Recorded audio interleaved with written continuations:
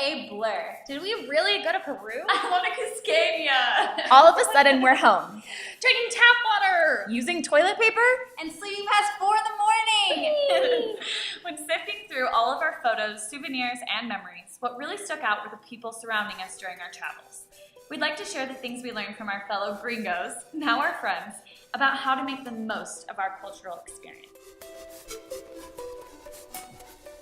Brittany, an open book, she gets credit for bringing forth the openness of the entire group with main subjects of sex, poop, and food.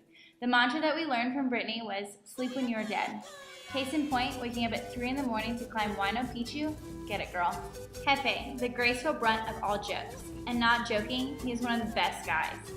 He has the patience of a saint with a heart big enough to fit everyone. You are definitely a giver and would give this shirt off your back, especially since you never wore one.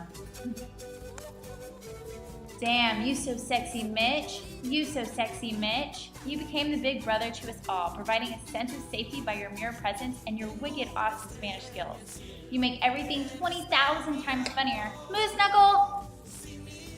Robot Boot. Unable to sit still for more than 5 minutes the entire trip. She was continuously busting moves in her boot, whether walking down the street or sitting at dinner. Gutsy enough to pick out a Peruvian out of the crowd to show off her dance moves, and with the amazing ability to start singing any song by being prompted merely by a single word. This girl is the epitome of fun. Emily. Lake Titicaca must have been hard with a bladder the size of mouse's and a fierce fire that is unreal.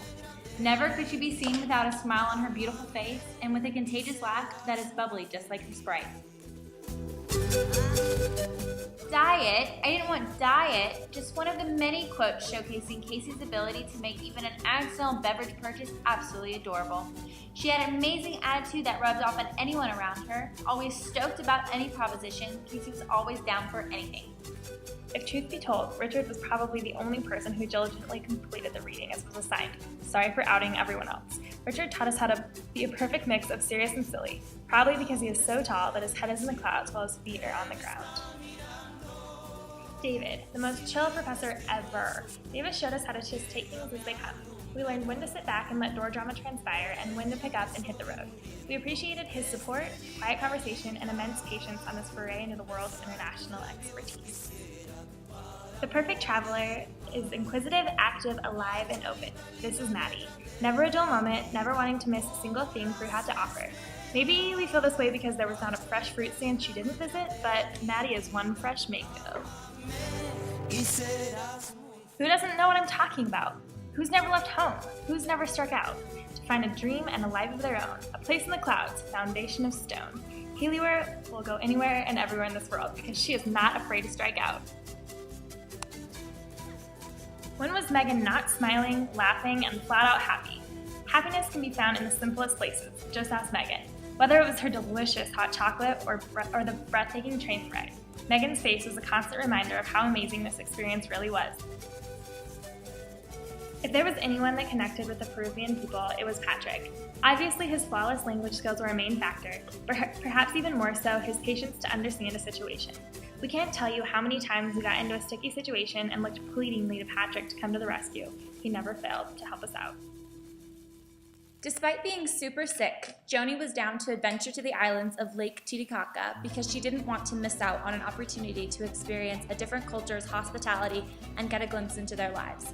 Not to mention, this cute blondie was a serious sport watching Dea rough it. Justin was able to find a casino, a sports bar, or a way to escape a conversation about panties, no matter where he went on his first venture outside the US. TGI Fridays is a pretty good reward for being such an awesome adventurer on this boundary-pushing experience. Max is able to see something beautiful in his head before it happens. We loved watching him chase after images as soon as we arrived in a new place or vista. By sticking his camera absurdly close to the face of a llama or chinchilla, he was able to capture and create some great memories. Sorry, Justin, but this little lady has one true love in life, and his name is Tupac. No, not the last indigenous ruler of the Incas in Peru, but Tupac Shakur, the ghetto fabulous rapper. Casey inspired us by risking it all to embrace everything that Peru is. Both Tupacs would be proud.